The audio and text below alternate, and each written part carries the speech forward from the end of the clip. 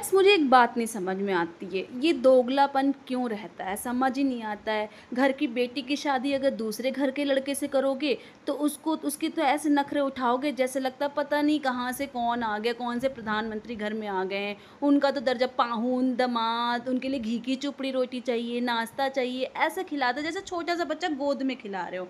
अगर वही घर का बेटा दूसरे के घर के लड़के से शादी करता है, बहू बन के आती है, तो उसमें इतना भेदभाव क्यों? अगर वो खा भी रही है तो उसकी निवाले गिनेंगे, कितनी रोटी खा रही है, कितनी सब्जी ले रही है, कुछ ले मत ले, कहीं ऐसा ना हो फल उठा ले जाए, ऐसा ना हो दूध पी ले, ऐसा ना हो ये हो जाए वो हो जाए। इतना भेदभाव क्यों? इतना समय बदल रहा है, लड़के और लड़कियों में भेदभाव खत्म हो रहे हैं, इतने पिछड़े हुए सोच क्यों हैं आप लोगों की? पिछड़ी हुई सोच को बदलो। दुनिया तरक्की कर रही है, लड़कियां चांद पे पहुंच गई हैं, कहाँ से कहाँ दुनिया चली गई, आपकी सोच वहीं की वहीं है। जैसे दूसरे घर का लड़का दामाद बन के आया है, वैसे दूसरे घर की लड़की बहू बन के आई है, उसको भी बेटी जैसा दर्जा दो। अगर आप बेटी जैसा दर्जा दोगे तो वो बहू बन के नहीं रहेगी, बेटी बन के रहेगी, क्योंकि आते कोई बहू नहीं आती है। वो भी सोचती मैं अपने एक घर से दूसरे घर में गई हूँ।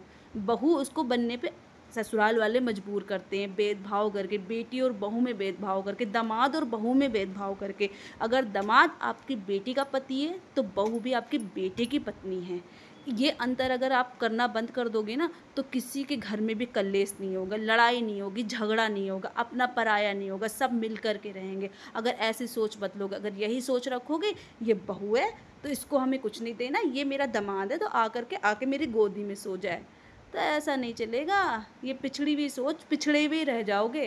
तुम्हारे घर की भी बेटियां हैं, इतना ध्यान रखना, वो भी बहू बनेंगी किसी के घर में, वहाँ भी भेदभाव होगा, तब असलियत समझ में आएगी, तब समझ में आएगा। समझ आ रही है बात? बदलो।